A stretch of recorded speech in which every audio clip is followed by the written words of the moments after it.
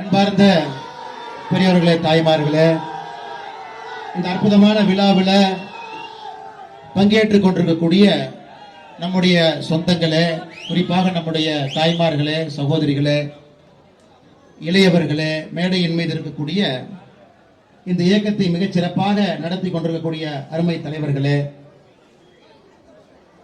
கோவை மாநகரில் இந்து முன்னணி சார்பாக நடக்கக்கூடிய விநாயகர் சதுர்த்தி 5வது நாளில் நம்முடைய விநாயக பெருமான் 162 விநாயக பெருமானை பேரணியாக எடுத்து சென்று விசர்ஜனம் செய்யக்கூடிய விழாவிற்கு தலைமை தாங்கிக் கொண்டிருக்கக்கூடிய அருமையண்ணன் இந்து முன்னணியினுடைய மாநில தலைவர் அருமையண்ணன் தாடேஸ்வர சுப்பிரமணியம் அவர்களே, ஆசிரியரை வழங்குவதற்காக இங்கே வந்து இந்து சமுதாயத்திற்கு ஒரு பெரிய பக்கபலமாக இருந்து செயலாற்றிக் கொண்டிருக்கக்கூடிய காமாட்சிபுரம் ஆதீனம் 2வது குருமகா சன்னிதானம் சாக்த ஸ்ரீ பஞ்சலிங்கேஸ்வர சுவாமிகள் அவரே, சிறப்புரை நல்கிவிட்டு அமர்ந்திருக்கக்கூடிய இந்து முன்னணி மாநிலத்தினுடைய பொதுச் செயலாளர் அருமையண்ணன் JS கிஷோர்குமார் அவர்களே, மாநில நிர்வாக குழு உறுப்பினர் அண்ணன் சதீஷ் அவர்களே, மிகச் சிறப்பாக இந்த நிகழ்ச்சியை ஒருங்கிணைத்து இந்த நிகழ்வுக்கு முன்னிலை வகித்துக் கொண்டிருக்கக்கூடிய இந்து முன்னணியினுடைய கோவை மாநகரனுடைய மாவட்ட தலைவர் அருமையண்ணன் தசரதன் அவர்களே, என்னோடு இந்த நிகழ்வுக்கு வந்திருக்கக்கூடிய பாரதிய ஜனதா கட்சியினுடைய மாவட்ட தலைவர் அருமையண்ணன் ரமேஷ் அவர்களே, பாரதிய ஜனதா கட்சியினுடைய மாநிலத்தினுடைய பொருளாளர் அண்ணன் SR சேகர் அவர்களே, மேடையின் மீது இருக்கக்கூடிய மாவட்ட தலைமை விழா குழுவினுடைய எல்லா உறுப்பினர்களே, பத்திரிகை நண்பர்களே, காவல்துறை நண்பர்களே, எல்லோருக்கும் என்னுடைய மாலை வணக்கத்தை தெரிவித்துக் கொள்கின்றேன். அருமை சொந்தங்களே, எனக்கு முன்பு காடேஸ்வரா அண்ணன் பேசும் பொழுது 2-3 கருத்துக்களை முன்வைத்தார்கள். சென்னிமலை என்ன ஆச்சுன்னு நம்ம பார்த்தோம், அதனுடைய விளைவை பார்த்தோம். அதன் பிறகு மதுரை மாநகரத்தில் திருப்பரங்குன்றத்தில் என்ன நடந்ததுன்னு நம்ம பார்த்தோம். அதையெல்லாம் எழுச்சியாக மக்கள் ஒரு இடத்துல வந்து கேள்வி கேட்க வேண்டும் என்பதற்காக இந்து முன்னணியினுடைய தலைவர்கள் நண்பர்கள் எல்லோரும் ஒருங்கிணைந்து முருகர் மாநாடு ஏற்பாடு செய்திருந்தார்கள். தமிழகத்தினுடைய வரலாற்றில் சாதாரண பொதுமக்கள் கை குழந்தையோடு தாய்மார்கள் பெண்கள் எதையும் பொருட்படுத்தாம அந்த நிகழ்வுக்கு 5 நாட்களுக்கு முன்பு ஒரு 5-6 லட்சம் பேர் வந்து முருகபெருமானை தரிசனம் செய்வதற்காக 6 படை வீடுகளுக்கு வந்து தரிசனம் செஞ்சுட்டு போனார். முருகர் மாநாடு நடக்கும் அன்று அன்னைக்கு ஒரு 7.5 லட்சம் பேர் மாநாட்டுக்கு வெளியே பந்தல்ல அவ்வளவு பேர் வந்து மிக பொறுமையாக அமர்ந்து மழை வந்தாலும் பொருட்படுத்த மாட்டேன் என்று நிகழ்ச்சி முடியும் வரை இருந்து கடைசி வரைக்கும் இருந்துட்டு போனாங்க. கடைசி வரைக்கும் இருந்துட்டு போனாங்க. கந்தசஷ்டி கவச பாராயணம் தமிழ்நாடு முழுவதும் படிக்க வேண்டும் என்று படித்த பொழுது கூட சேர்ல இருந்து ஒருத்தர் இங்க போகல. இதெல்லாம் நமக்கு சின்ன சின்ன அறிகுறிகள். தமிழகத்துல ஆன்மீகம் எந்த அளவுக்கு இன்னைக்கு மக்களுடைய மனதில் கவர்ந்திருக்கிறது, உள்ளே சென்றிருக்கிறது. குறிப்பாக அரசியல் கட்சி தலைவர்கள், சில அரசியல்வாதிகள் ஆன்மீகத்துக்கு எதிராக நடந்து கொள்ளும் பொழுது எப்படி மக்கள் தன்னெழுச்சியாக வருகின்றார்கள் என்பதற்கு மதுரையில் அண்ணன் காடேஸ்வர சுப்பிரமணியம் அவர்கள் தலைமையில் நடந்த முருகர் மாநாடு ஒரு சாட்சி. இன்னைக்கு திராவிட முன்னேற்ற கழகத்தினுடைய ஆட்சி 4 ஆண்டுகள் முடிந்திருக்கிறது. எப்பொழுதுமே நீங்க பாத்தீங்கன்னா ஒரு போலீஸ் ஆபீசர் ரிட்டையர் ஆகிறதுக்கு முன்னாடி இந்த பிரிவு உபச்சார விழான்னு ஒரு விழா வைப்பாங்க. நம்முடைய முதலமைச்சர் ஐயா ஸ்டாலின் அவர்கள் 2026 மே மாசம் ரிட்டையர் ஆக போறார். அதனால அவரே பிரிவு உபச்சார விழாவாக இன்னைக்கு ஜெர்மனிக்கும் லண்டனுக்கும் போயிருக்கார். அவரே ஒரு பார்ட்டி எடுத்துட்டு போயிருக்கார். ஏன்னா 2026 மேல ரிட்டையர்மெண்ட் ஆகும். இன்னைக்கு எப்படி எல்லாருமே ரிட்டையர் ஆவாங்களோ அதே போல குடும்பத்தோட ஜெர்மனிக்கு ஒரு பக்கம், லண்டனுக்கு ஒரு பக்கம். இதை போலதான் திராவிட முன்னேற்ற கழகத்தினுடைய ஆட்சி 4 ஆண்டுகளாக நடந்து கொண்டிருக்கிறது. அவர்களுடைய தேர்தல் வாக்குறுதி யாராவது எடுத்து படிச்சீங்கன்னா நேரம் இருக்கு, உங்களுடைய கடுமையான பணிக்கிடையில நேரம் இருக்குன்னா 2021 தேர்தல் வாக்குறுதி படிச்சு பாருங்க. நாங்க ஆட்சிக்கு வந்தோம்னா ஒரு ஆண்டு இந்து கோயிலை புனரமைப்பதற்காக ஆண்டுக்கு 1000 கோடி ரூபாய் ஒதுக்குவோம் அப்படின்னு தேர்தல் வாக்குறுதி. இன்னைக்கு 4 ஆண்டுகள்ல 4000 கோடி ரூபாய் ஒதுக்கி இருக்க வேண்டும். ஆனா மொத்தமா தமிழக அரசினுடைய 4 ஆண்டு பட்ஜெட்டை கூட்டி பாத்தீங்கன்னா கோவில் புனரமைப்புக்காக மொத்தமாக திராவிட முன்னேற்ற கழக அரசு செலவு செய்திருப்பது 155 கோடி ரூபாய். 4 ஆண்டுகள்ல 4000 கோடி ரூபாய் செலவு செய்திருக்க வேண்டும். 155 கோடி ரூபாய். இப்படிதாங்க அவங்க கணக்கு இருக்கு. இப்படிதான் அவங்க கணக்கே இருக்கு. கும்பாபிஷேகம் யாரோ நடத்துவாங்க, யாரோ கோயிலுக்கு வெள்ளை அடிப்பாங்க, பாலால யாரோ பண்ணுவாங்க, யாரோ ஐயரு சாமி வந்து யாரோ பூஜை பண்ணுவாங்க. ஆனா கடைசி நேரத்தில் டான்னு நம்முடைய அமைச்சர் யாருன்னு உங்களுக்கு தெரியும், அறநிலையத்துறை அமைச்சர் சேகர் பாபு அவங்க கடைசியா வந்து அந்த போட்டோக்கு நிற்பார். அவரே கருங்கல் எடுத்து கட்டி, அவரே வெள்ளை அடிச்சு, அவரே பூசி, அவரே எல்லாம் செஞ்ச மாதிரி இந்த திராவிட மாடல் ஆட்சியில 1000வது கோயில் கும்பாபிஷேகம் பண்ண பாருங்க. 1000வது. இதை யாரும் நம்ப போவது கிடையாது. அது இவங்க ஆட்சி இப்படிதாங்க இருக்கு. ஒரு சாட்சி, ஒரு சின்ன கிரும்பை எதையுமே கில்லாம கடைசியா வந்து போட்டோவுக்கு நிற்பது மட்டுமே திராவிட முன்னேற்ற கழக அரசினுடைய 4 ஆண்டு கால சாதனையாக பார்த்துக் கொண்டிருக்கின்றோம். ஒரு மேடையில் திராவிட கழகத்தினுடைய தலைவர்கள் இருக்கிறாங்க. திகாரங்க நம்ம பேசுறாங்க, விடுங்க. அது காலங்காலமா பேசிட்டு இருக்கிறாங்க, யாரும் அதை ஏற்றுக்கொள்வதில்லை, கொஞ்சம் கொஞ்சம் அழிஞ்சிட்டு இருக்கிறாங்க. இன்னைக்கு திகாவை பொறுத்தவரை மேடையில் இருக்கிற 4 பேர் மட்டும்தான் அந்த கட்சியிலேயே இருக்கிறாங்க, வேற யாரும் கிடையாது. அந்த 4 பேர் போனதுக்கு அப்புறம் யாருமே இருக்க மாட்டாங்க. அவர்களோடு திமுக காரங்க மேடையில் ஏறாங்க. உதயநிதி ஸ்டாலின் ஏறாரு, நாங்க சனாதன தர்மத்தை வேறறுப்போம். அது உச்சநீதிமன்றம் வரை வழக்காகுது. உச்சநீதிமன்றத்தில் சொல்றாங்க, இல்ல சனாதன தர்மம் வேறு, இந்து தர்மம் வேறு. அதே மேடையில் உதயநிதி ஸ்டாலினுக்கு முன்பு வீரமணி பேசுறார். அவரு சொல்றாரு சனாதன தர்மம் ஒன்றுதான், இந்து தர்மம் ஒன்றுதான். அதை அவர் கேட்கிறார். கேட்ட பிறகு அதே மேடையில் உதயநிதி ஸ்டாலின் மைக் எடுத்து சனாதன தர்மத்தை பொறுத்தவரை அது டெங்கு போல, கொசுவை போல ஒழித்து கட்ட வேண்டும். இதெல்லாம் உங்களுக்கு ஞாபகப்படுத்துறது. ஏன்னா நம்முடைய சொந்தங்களுடைய பெரிய பிரச்சனை என்னன்னா, 5வது வருஷம் நமக்கு கொஞ்சம் ஞாபக மறதி வந்துடும். எனக்கு வந்துடும், உங்களுக்கு வந்துடும். 4 வருஷம் மோசமான ஆட்சியா இருக்கு, 5வது வருஷம் கொஞ்சம் ஞாபக மறதி வந்துடும். ஆனால் அண்ணன் காடேஸ்வர சுப்பிரமணியம் அவர்கள், அண்ணன் தசரதன் அவர்கள், அண்ணன் கிஷோர் அவர்கள் எல்லோருமே நமக்கு ஞாபகப்படுத்துவதற்காக இந்த மேடை போட்டு, ஏன்னா அடுத்த ஆண்டு நமக்கு வாய்ப்பு இல்லைங்க. 2026 மே மாசத்துல தேர்தல் முடிந்திருக்கும். இதை ஞாபகப்படுத்துகின்றோம். இதெல்லாம் பேசினாங்க, இதெல்லாம் பேசலாம். டிஆர் பாலு போன்றவர்கள் எத்தனை கோவிலுடைய சிலையை உடைச்சேன், எத்தனை கோயிலை உடைத்தேன் என்பதில் மார்த்தட்டி கொண்டார்.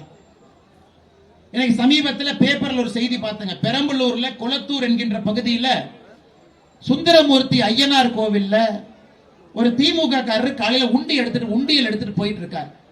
மக்கள்லாம் ஓடி போய் பிடிக்கிறாங்க. என்னையா கோயில் உண்டியலை தூக்கிட்டு போறேன். அவர் பேர் வந்து துரை வேந்தன். அவர் சொல்லி, இல்லைங்க உண்டி என்னோட தாங்க உண்டியல் அப்படிங்கிறார். ஏங்க கோயில் இத்தனை நாளா அறநிலைத்துறை கோயில் நினைச்சு நாங்கெல்லாம் காசு போட்டுட்டு இருக்கோம். அது அறநிலைத்துறை கோயில் இல்லைங்க, என் கோயில் தான், நான் தான் உண்டியல் வச்சேன் அப்படின்னு. இன்னைக்கு தமிழ்நாடு முழுவதுமே எதற்காக அறநிலைத்துறை தணிக்கைக்கு தன்னை உட்படுத்திக் கொள்வது கிடையாது. அறநிலைத்துறைக்கு தணிக்கை கிடையாதுங்க, அவங்களே அவங்களை தணிக்கை பண்ணிக்குவாங்க. சிஏஜி நம்முடைய மத்திய அரசினுடைய தலைமை கணக்கு தணிக்கையாளர் பார்த்தீங்கன்னா எல்லாத்தையும் தணிக்கை பண்ணுவாங்க. தமிழ்நாட்டினுடைய கோவில் மட்டும் அனுமதி கொடுக்கல. ஒரே ஒரு உதாரணம், நம்முடைய பெரம்பலூர் மாவட்டத்தில் கொளத்தூர்ல அந்த கோயிலுக்கு வெளியே வச்ச உண்டியலே தனிப்பட்ட முறையில் ஒரு திமுக காரங்க கோயிலுக்கு வெளியே உண்டியல் வச்சு வசூல் பண்ணி கொண்டிருக்கின்றார். இது ஒண்ணே மக்கள் பிடிச்சாங்கன்னு எத்தனை கோவில்ல நீங்கள் நானும் போய் காசு போடுறோம், அந்த உண்டியலை யார் உடைக்கிறாங்க, யார் அதை எடுத்து சென்று கொண்டிருக்கின்றார்கள் என்பது நமக்கு தெரியாது. எதற்காக இதையெல்லாம் நான் உங்களுக்கு சொல்லுகின்றேன் என்றால், நாம் இதை உணர்ந்து கொள்ளணுங்க. ஒரு இந்து சொந்தங்களாக எல்லாம் இணைந்து இங்கே நின்று கொண்டிருக்கின்றோம். அரசியல் மாற்றம் வந்தால் மட்டும்தான் இந்த மதத்திற்கும் மதத்தை வழிபடுவர்களுக்கும் சரியான முறையில் பாதுகாப்பு கிடைக்கும் ஐயா.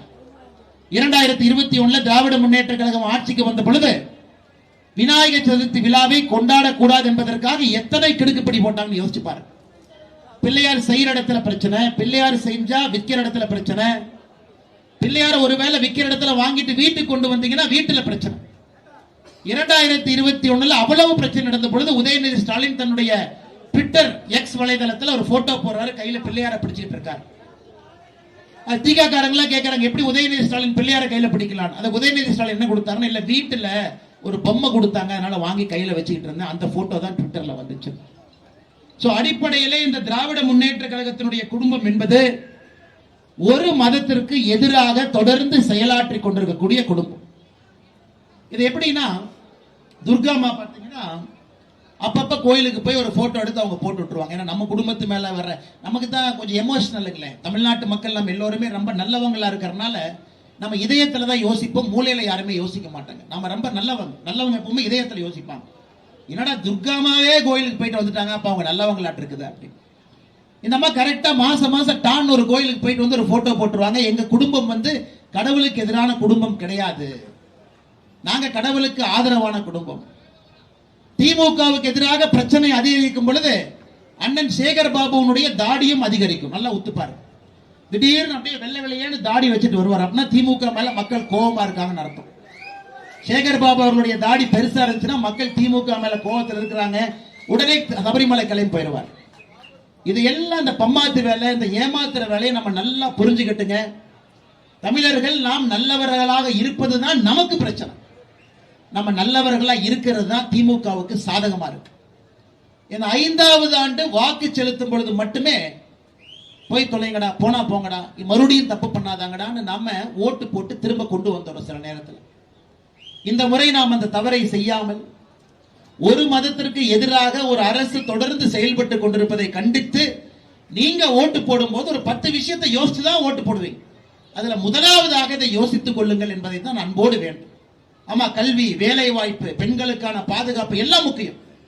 அதில் இதுவும் முக்கியமாக நீங்கள் பார்க்க வேண்டும் என்பது எங்களுடைய அன்பான வேண்டுகோள். அன்பு சொந்தங்கள், செப்டம்பர் 10ஆம் தேதி கேரளால கம்யூனிஸ்ட் அரசு ஐயப்பனுக்கு விழா எடுக்கிறாங்க. ஆச்சரியத்தை பாருங்க. தமிழ்நாட்டில் போன ஆண்டு ஆகஸ்ட் மாசம் 2024 திமுக அரசு முருகருக்கு விழா எடுத்தாங்க பழனியில். அகில உலக முருகர் மாநாடு பழனியில நடத்தினது யாருங்க? திராவிட முன்னேற்ற கழகத்தினுடைய ஆட்சி. ஆனா எப்படி ஸ்டாலின் ஐயா எவ்வளவு விவரமானவர்னா, அந்த மேடைக்கு போனா பிரச்சனையா கூட மேடைக்கே போகல.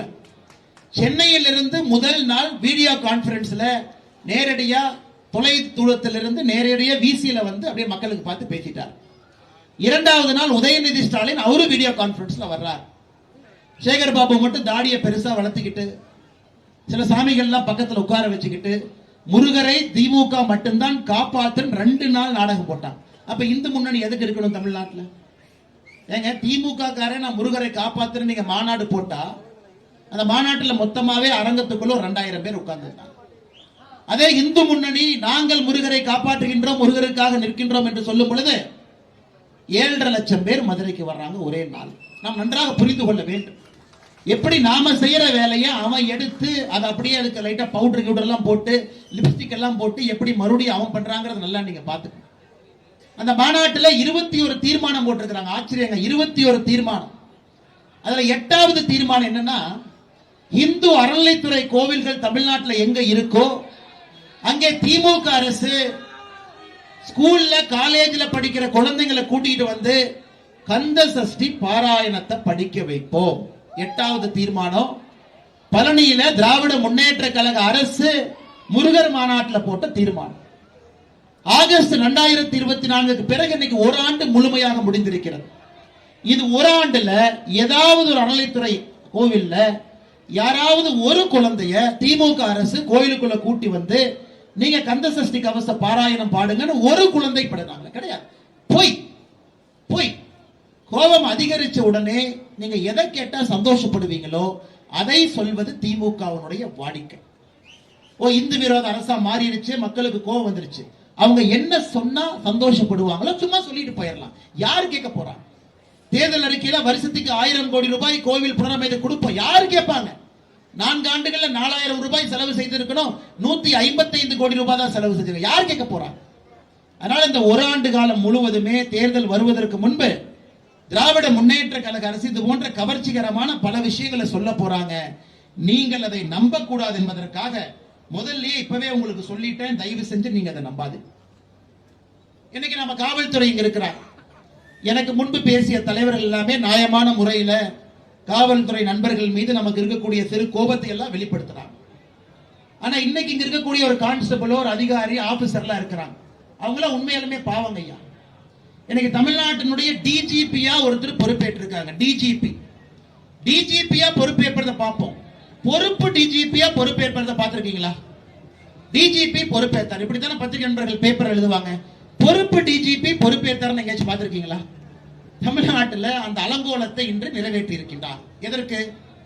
சங்கர் ஜிவால் அவங்க ரிட்டையர் ஆயிட்டார், இன்னைக்கு ரிட்டையர் ஆகிறார். ரிட்டையர் ஆகிற அன்னைக்கு புது டிஜிபி பொறுப்பேற்கணும். சங்கர் ஜிவால் அவர் ரிட்டையர் ஆனா அதன் பிறகு சீனியாரிட்டியில 6 பேர் இருக்கிறாங்க. 6 பேர்ல முதல் 3ல ஒருத்தர் பொறுப்பேற்கணும்.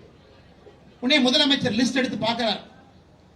இந்திய அரசு உச்சநீதிமன்றம் என்ன சொல்றாங்கன்னா, ஒரு டிஜிபி ஓய்வு பெறுவதற்கு 6 மாசம் இருக்கிறப்பவே அந்த லிஸ்ட யூபிஎஸ்சிக்கு அனுப்புங்க.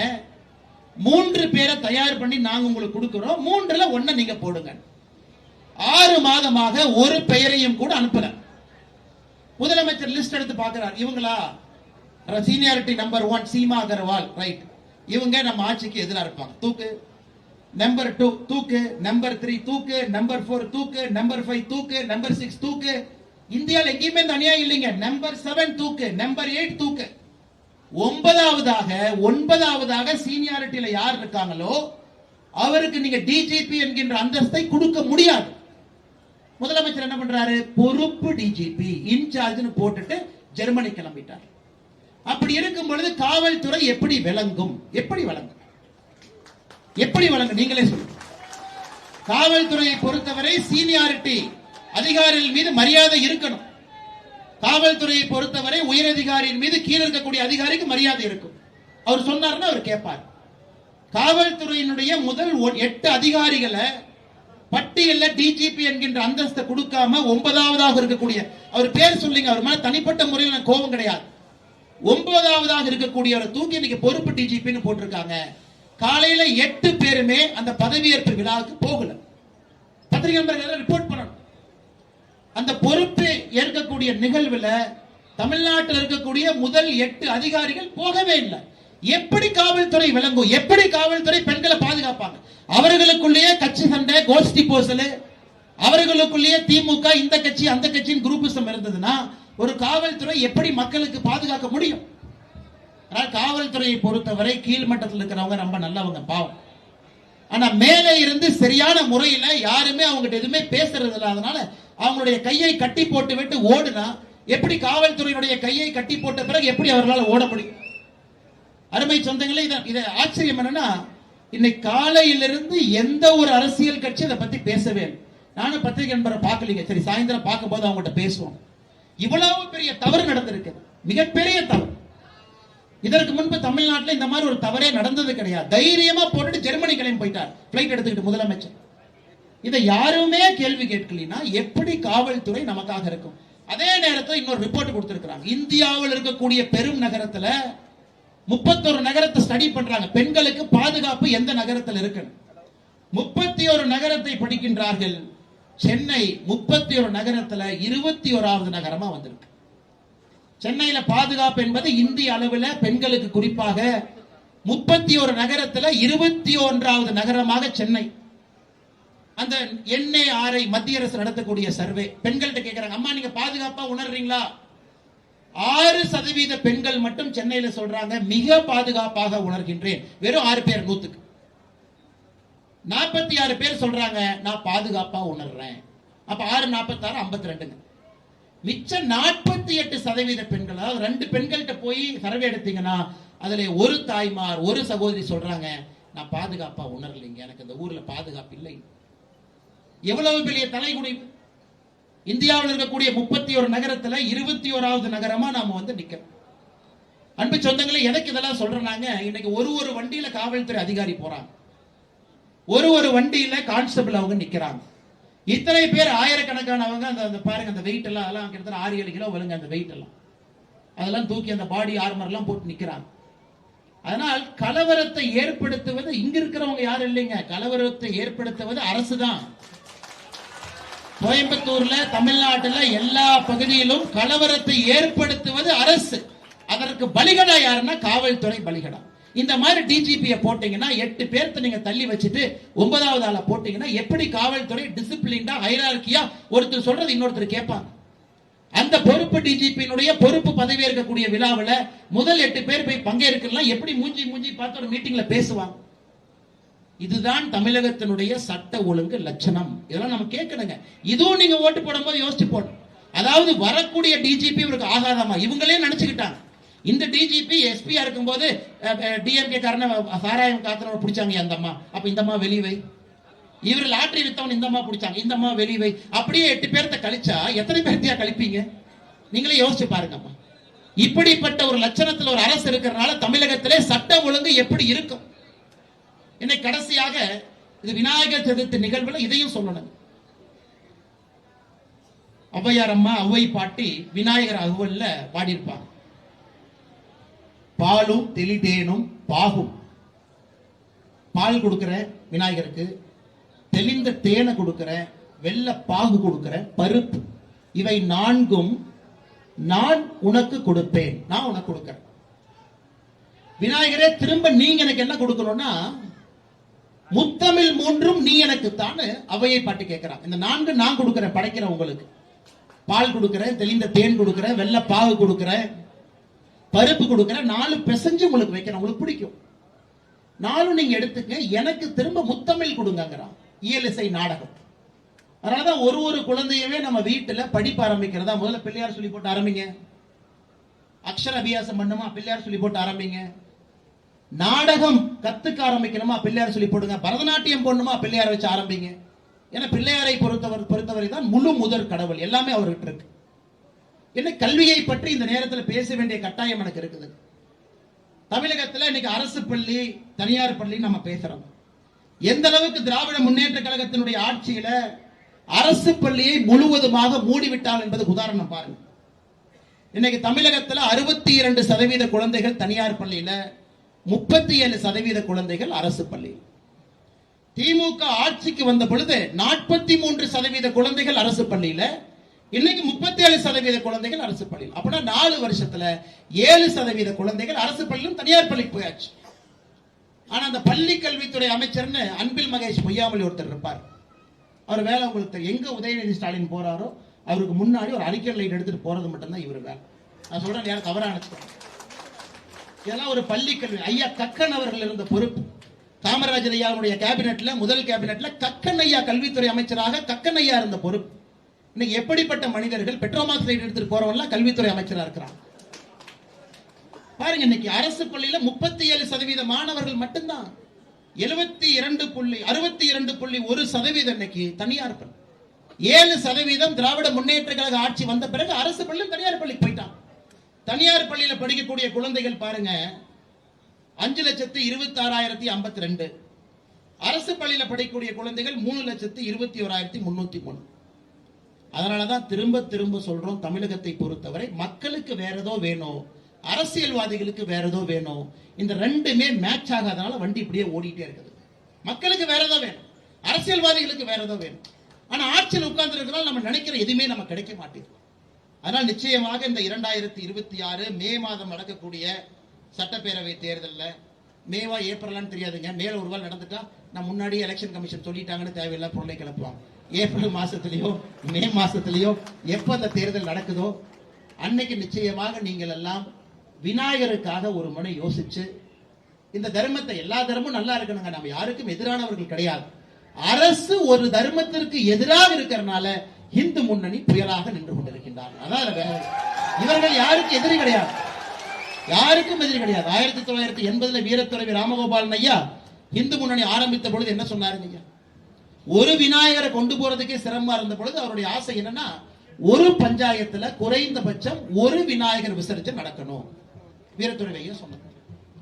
ஆனா இன்னைக்கு வீரத்துறை ஐயா அவ்வளவு செஞ்சு அவருடைய வழித்தோன்றர்கள் மேடையின் மீது அமர்ந்திருக்கின்றார்கள். லட்சக்கணக்கான விநாயகரை வீதி கொண்டு வந்துட்டாங்க. இன்னைக்கு லட்சக்கணக்கான விநாயகரை எல்லா இடத்துக்கும் பட்டி தொட்டியெல்லாம் எடுத்துட்டு போயிட்டாங்க. இது கடந்த 40 ஆண்டுகள்ல தமிழகத்துல ஆன்மீகம் எந்த அளவுக்கு மாறி இருக்கிறது என்பதற்கு ஒரு உதாரணம்.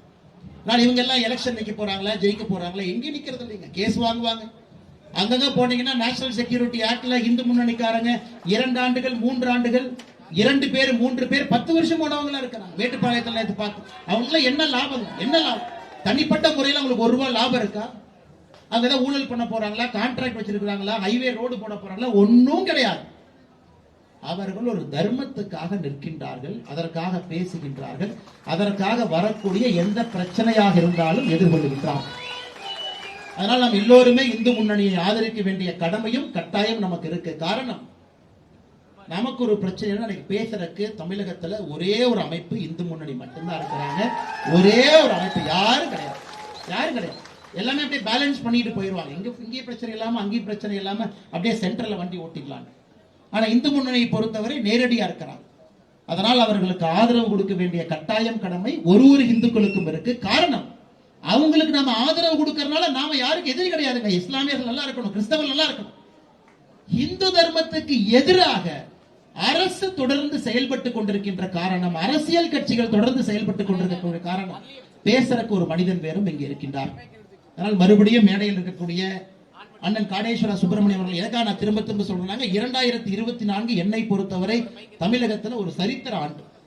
அரசியல் நல்ல கூர்ந்து கவனிச்சீங்கன்னாங்க, சென்னிமலை, திருப்பனங்குன்றம், மதுரை ஒரே ஆண்டுல அவ்வளவு பெரிய எழுச்சி நான் பார்த்தது கிடையாது. 3 திருப்பு முனைகளை 2024, 2025 இந்து முன்னணியின் சகோதரர்கள் ஏற்படுத்தியிருக்கின்றார்கள். 3 முக்கியமான திருப்பு.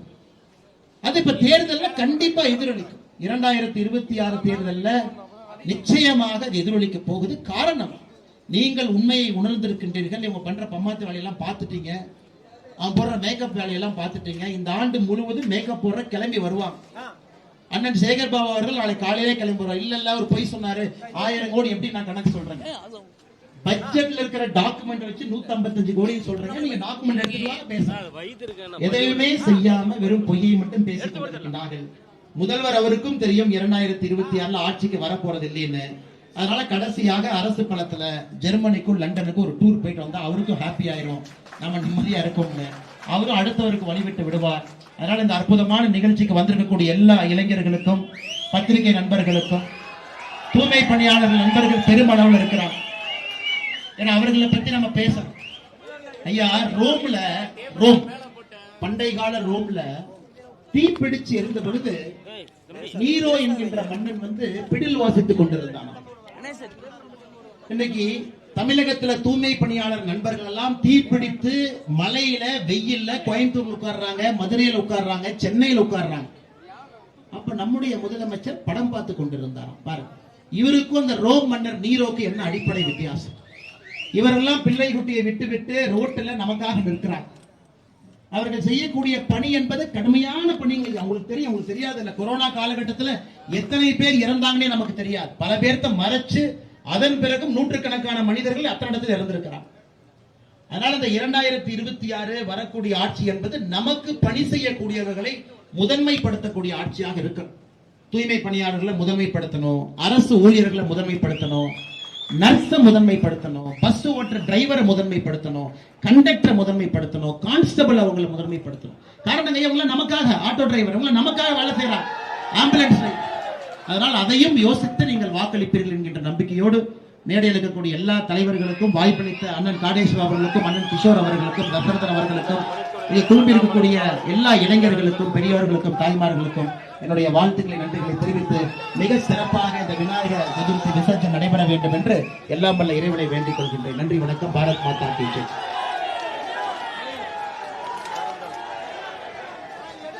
பாரத் மாதா கி. நம்ம தமிழ்நாட்டில் இந்து முன்னணி பல்வேறு துணை அமைப்புகள் நம்ம கிட்ட இருக்கு.